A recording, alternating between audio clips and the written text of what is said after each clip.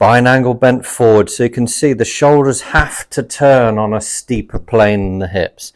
The important one for you is this through swing turn. Try and get the left hip turning. Imagine your left buttock there pointing back towards the camera best you can. Boom. Stay down. We don't care where it goes. Commit to the strike. Murdoch here, hope you're well.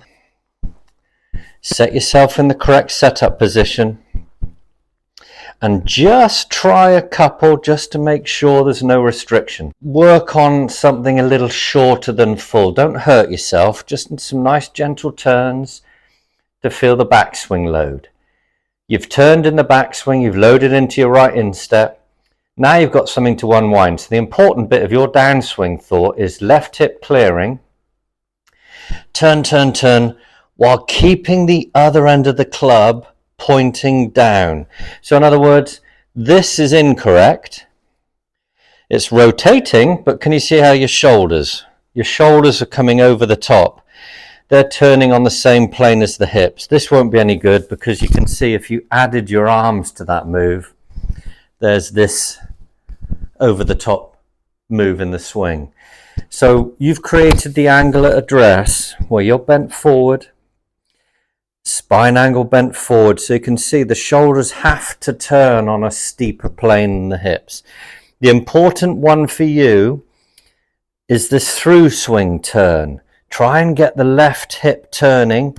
Imagine your left buttock there pointing back towards the camera best you can while you stay behind the ball. So we've turned like so. Try and do it here. There you are. And if you're not familiar with my plumb bob drill, can you see how that is pretty much it? So without the club, you can perform the plumb bob drill. Really feel that left hip turning. So that's a proper warm-up. Now when you're swinging, get the club down the handle. I've got an 8-iron here. Gentle little swings. There. Well, your goal is commit. All right? Ball turf. That's our outcome we want. You've now got the ground move, the basic blueprint in order to do that. You're taking it back to here and turning through. Now I'm over the ball. I'm thinking of the left hip really turning. I can kind of imagine where impact would be while I'm over it. And I want a ball turf strike. Boom. Stay down. We don't care where it goes. Commit to the strike. If that felt good, great. Relive that feeling. 2 in a row, 3 in a row, 4 in a row, and so on. Then you can build up the swing as you get loose, as you get confident. All swings will go through this position. You can set yourself into impact from the address position. Imagine where you'd be for that ball turf strike and work backwards from there. I really do like using this concept because we don't care what it looks like. I want it to repeat here. Little swings like this,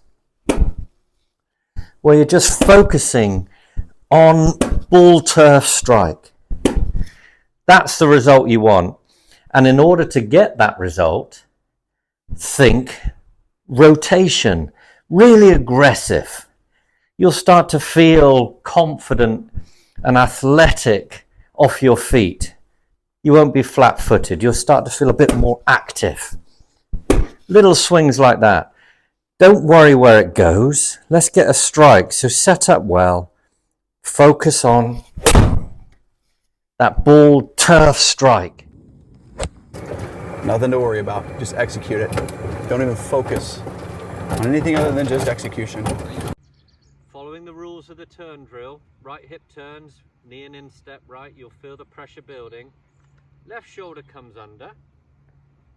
And once you've reached the point where you can't go any further through limitation, stiffness, flexibility, this is your top of the backswing. Now, when you extend your arms out, you'll notice they'll be about opposite the right chest with the help of a mirror there. So from this view, there's the mirror. Assume your angles, do a good turn drill. Extend your arms comfortably, right hand above the left, opposite right chest. This is how far you can go without the momentum of the club pulling you around. Now the momentum of a longer shaft, so as you assume that feeling now of the full swing from the drill, that's in your mind now. You've got your checkpoint of your shoulder, you're going to turn around. Can you see how my arms have now been taken beyond right chest? Because of the length of the shaft, weight of the head, momentum of the backswing. This is now my top of the backswing. A shorter club, same thought. Can you see how I'm not reaching that same point? 7-iron. Setting up well, ball position just forward of center. Same rules, here we go.